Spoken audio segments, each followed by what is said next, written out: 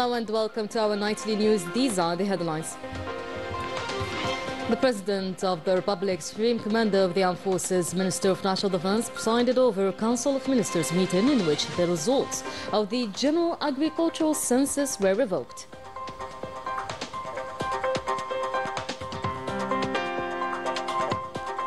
Algeria decides to close its airspace for air navigation from or to Mali, given its repeated violations of our airspace, while confirming that all data proves that Mali had violated the Algerian airspace. And the African Union expelled the Zionist entity's ambassador to Ethiopia from the union's headquarters. The Maxim presses ahead with normalization, turning its ports into hubs for weapons for the Zionist entity, using these tools in the genocide against the Palestinian people. In Algiers, the Connected Algeria 2025 meeting gets underway, aiming to position Algeria as a key digital economy player.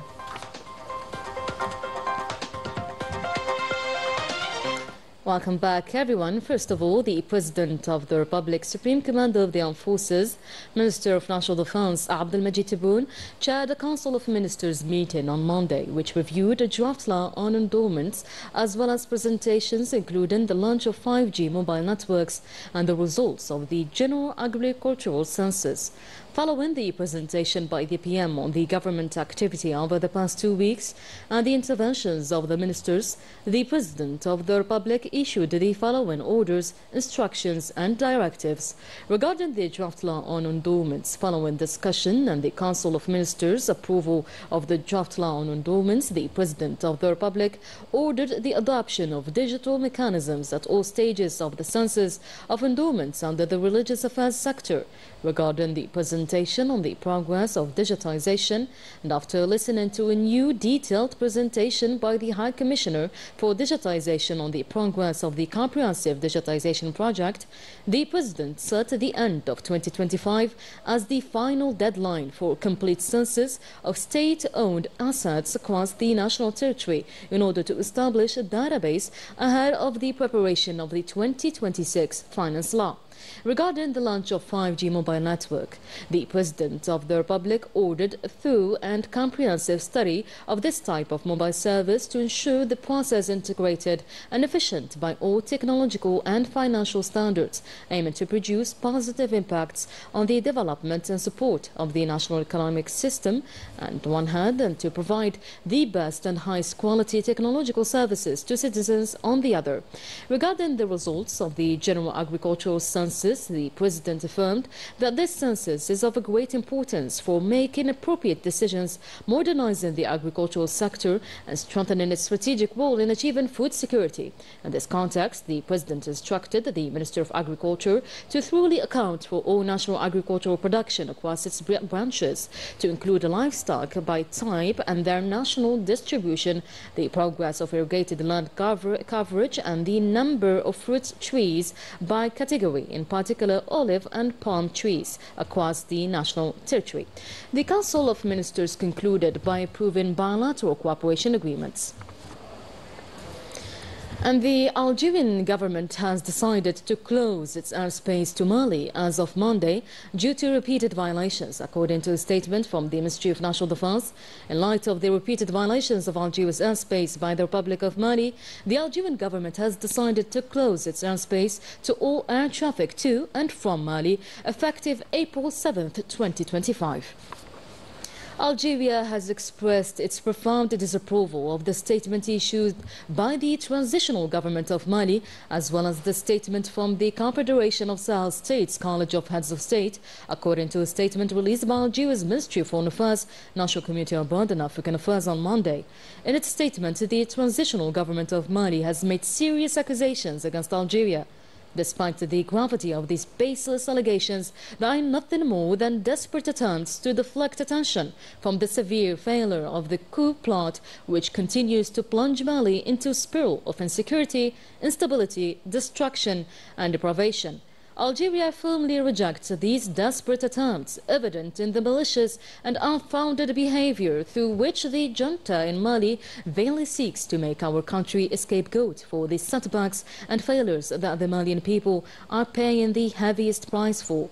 The failure of this unconstitutional clique is clear and evident on all levels: political, economics and security. The only successes this group can claim are the satisfaction of their personal ambitions at the expense of Mali's, ensuring their own survival at the cost of Mali's security, and exploiting the poor resources of the brotherly country to the detriment of its development. The claims made by the Malian government regarding a link between Algeria and terrorism are so lacking in credibility that it would be unnecessary to respond to them. Algeria's credibility, commitment and determination in combating terrorism do not require justification. On the other hand, the most significant and serious threat to Mali today is the inability of the coup leaders to mount a real and effective counter-terrorism effort to the extent that they have entrusted this task to mercenaries, a situation that Africa has suffered from greatly in recent history. The destruction of a Malian drone by Algeria's air defense forces immediately prompted an official statement from the Ministry of National Defense. The Algerian government stands by its statement and wishes to add the following. First, all data related to this incident is available in the database of the Algerian Ministry of National Defense, including radar images that clearly demonstrate the violation of Algeria's airspace. Second, this is not the first violation of Algerian airspace by a Malian drone. It is the third such incident in just a few months. The first two violations occurred on August 27, 2024 and December 29, 2024. All data regarding these violations are available in the Ministry of National Defence's database. Third, regarding the incident on the night of March 31st to April 1st, 2025, all data in the Ministry of National Defence's database, including radar images, confirm a violation of Algeria's airspace 8 minutes after midnight over a distance of 1.6 kilometers. The drone initially violated the national airspace, then moved away, before returning along an offensive trajectory. Fourth, the entry, withdrawal and subsequent return of the Malian drone in an offensive manner led to its classification as a hostile act. Following this classification, the Algerian Air Defense Forces Command ordered its destruction. The Algerian government deeply regrets the reckless alignment of Niger and Burkina Faso with the unfounded arguments put forward by Mali. It also regrets the offensive and unjustified language directed at Algeria, which condemns and rejects in the strongest terms. Finally, the Algerian government regrets having to apply reciprocity by recalling its ambassadors to Mali and Niger for consultations and delaying the appointments of its new ambassador to Burkina Faso. The Sahel region is gripped by instability and Mali is at a crossroad. The situation there is dire, with the worsening crisis impacting economic and social conditions, especially with the coup trying to remain in power, hiding their incapability to face the phenomenon of terrorism and questioning Algeria's effective experience in its fight. Misa Kabash. The Sahel region is facing a deepening crisis as the aftermath of military coups continues to fuel instability across neighboring Niger, Burkina Faso and Mali. Scenes of chaos are spreading, exacerbating an already precarious security situation and further derailing democratic transitions in the region. Simply, the Malian Military Council and its military members that fly out drones are incapable of manipulating them. They're killing innocent people and committing massacres against civilians. And the absence of political stability, coupled with the disruption of democratic process in Mali, is significantly hampering efforts towards constitutional governance. The security crisis, long plaguing the Sahel, is now intensifying within these nations, impacting not only border regions but also internal stability.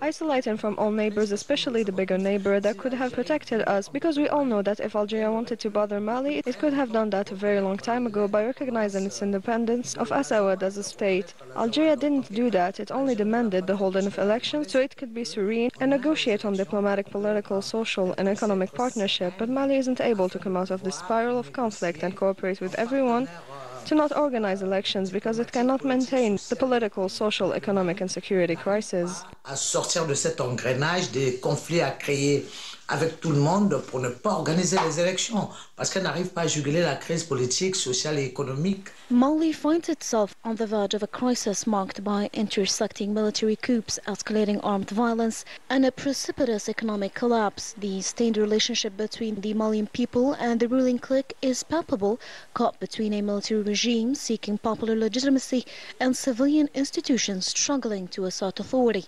The nation is trapped in a cycle of intertwined crises, with the political horizon remaining bleak. In the absence of a unifying force capable of rebuilding institutions and legitimacy, Mali remains hostage to deep chaos and uncertainty. And the Zionist ambassador to Ethiopia was expelled on Monday from the African Union headquarters in Addis Ababa. Several member states strongly objected his presence at an annual meeting commemorating the Rwandan genocide, especially as global condemnation grows over the Zionist occupation's actions in the Palestinian territories, in particular in the Gaza Strip. The ambassador's attendance was reportedly unplanned, and the African Union has launched an investigation to determine who extended the invitation. The Zionist occupation continues to escalate its aggression against the defenseless Palestinian people, targeting Palestinian journalists and medical staff in hospitals. And in light of the silence and complicity of the global institutions, this aggression is not the first of its kind and apparently will not be the last. Wissam Abu Zaid and Najah Tayyar.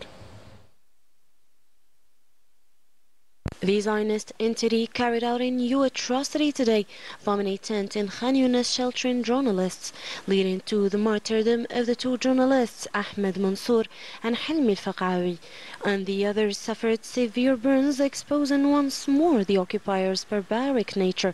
Adding to the toll, more children were deliberately targeted in the same area.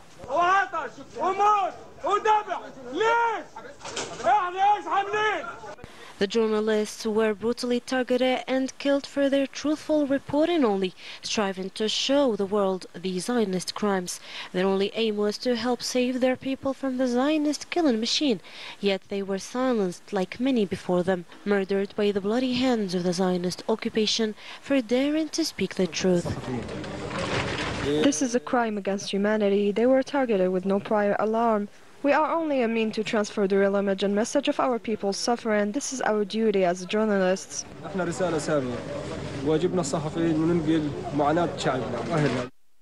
As the world marks World Health Day, the Zionist occupier continues its genocidal campaign, underscored by today's crime. Targeting civilians daily, it spares no one, destroying dozens of hospitals, killing and detaining hundreds of doctors and rescue workers. Even medicine and painkillers are seized, as the occupation ensures that survival itself becomes a crime. On the occasion of the World Health Day, we plead all international institutions supporting the medical sector to provide dialysis machines and the necessary medicines to save the patients' lives. While the world celebrates health and peace, the Zionist entity shamelessly continues its crimes without consequence. With total impunity, it wages a war on life itself, defying global values and mocking the international silence. And the Palestinian Journalists Union condemned the deadly Zionist strike that targeted a press tent near Nasser Hospital in Khan Yunis early Monday, killing 2 journalists and seriously injuring 7 others. The union said this raises the number of journalists killed since October 7th to 209. In its March report, it documented over 100 violations against journalists, including arrests and direct targeting. The Moroccan regime's role in regional destabilization is growing clearer, from making division across Africa in service of foreign interests to the Zionist army's brutal campaign against the Palestinian people, facilitated weapon transfers, granting port access and fueling the ongoing assault on Gaza. Misa Lila Balaman. Day by day, the hand of the Mahzan is revealed, like a poisoned dagger plunged into the spine of Africa. The Mahzan relentlessly destabilizes the Sahel and Sahara, not in service of its own agenda, but in submission to its Zionist masters. It deepens division within the African ranks, sowing seeds of discord, intrigue, and vile conspiracies, and eats away at the African body by creating hotspots of tension across the region, emboldened by a so-called alliance with the Zionists. This same alliance extends far beyond the African continent. In an explosive revelation uncovered exclusively by British outlet Declassified, an Irish French platform The Ditch, the Moroccan regime is once again, shamelessly and without conscience, preparing the port of Tanger to receive the Danish shipping giant currently involved in transporting F-35 fighter jet equipment to the Zionist entity, jets playing a central role in the aerial bombardment of Gaza. This maritime route through Morocco marks a significant shift from the Zionist entity's usual reliance on air transport for military supplies. Backed by concrete data, the reports confirm that the ship is expected to dock in Tanger between April 20th and 22nd. While Spain has refused to allow such ships to dock in its port due to their role in the genocidal war, the Makhzen welcomes them with open arms, providing fuel and full services, fully aware of their destination and their role in the ongoing extermination of Palestinians in Gaza. In other news, Algeria is betting big on digital. At the heart of this momentum is Connected Algeria, a forum where government vision meets tech innovation. From 5G to AI development and cybersecurity frameworks, the country is shaping its path towards becoming a serious player in the digital global arena. Further details with me, Salila Balaman. More than just a conference, Connected Algeria envisions the future of digitalization by positioning itself as an innovation accelerator, exploring concrete solutions to transform Algeria into a key player in the global digital economy. L'Algérie connectée, c'est deux aspects. C'est à la fois l'aspect au niveau de la... Connected Algeria has two dimensions. The first is digitalization and connectivity, fiber optics, 5G, and recent government announcements aiming to implement 5G. The second is intelligence, centered on AI, with important infrastructure initiatives also announced by the government. Both aspects are crucial to making Algeria attractive for businesses. Infrastructures qui sont très importantes. Ces deux aspects-là sont très importants en termes d'attractivité du territoire pour attirer l'ensemble des entreprises. Our country has made great progress in recent years, guided by the President of the Republic's vision and the government's strategy to build a sovereign and dynamic digital economy. Digital transformation is not only about infrastructure, but also about users, developers, and innovation professionals. In this spirit, the Ministry of Post and Telecommunications has launched skill centers across the country to identify young talent. Skill centers. Algeria has strong digital potential with growing infrastructure and a focus on local skill development. AI and cybersecurity are key drivers to unlocking this potential and creating a competitive digital economy. La cybersécurité est un sujet central. Cybersecurity is essential into any large-scale digital transformation. It's not just technical, it starts with a strong legal and regulatory framework, which Algeria has been developing. Then comes securing telecom infrastructure, including the physical security of installations. L'Algérie développe grandement depuis ces dernières années. On travaille sur le domaine de l'IA génératif. We're working on generative AI, developing models like ChatGPT or Mistral. What we still need are better infrastructures, more GPUs, clusters, and cloud solutions to deploy these models. Une petite infrastructure supplémentaire. We are extremely impressed by all the investments that have been done in the infrastructure. We believe that's a very solid ground for the future growth, and we think that there is a lot of potential and a lot of things that will happen, I mean, for the consumers. By investing in digital technologies and infrastructure, Algeria is building the foundation for a future-focused innovation ecosystem, underscoring its commitment to embracing technological advancements. Connected Algeria represents that vision. And Algeria marked World Health Day, coinciding with National Mother and Child Protection Day. Speaking on this occasion, Health Minister Abdel Haq, through his advisor Mohamed El Haj, reaffirmed Algeria's commitment to achieving the Sustainable Development Goals in the health sector and highlighted efforts that have led to a tangible decline in maternal and newborn mortality. The Algerian Consulate in Nice led a pivotal effort honoring national expertise and uniting the medical diaspora with institutions to drive healthcare innovation and lasting collaboration. Najah Tayyar. In a decisive push to modernize and revitalize the national healthcare system, the Algerian authorities are determined to inject real momentum into the sector. A symbolic meeting was held to reinforce their contribution and foster stronger collaboration for lasting impact.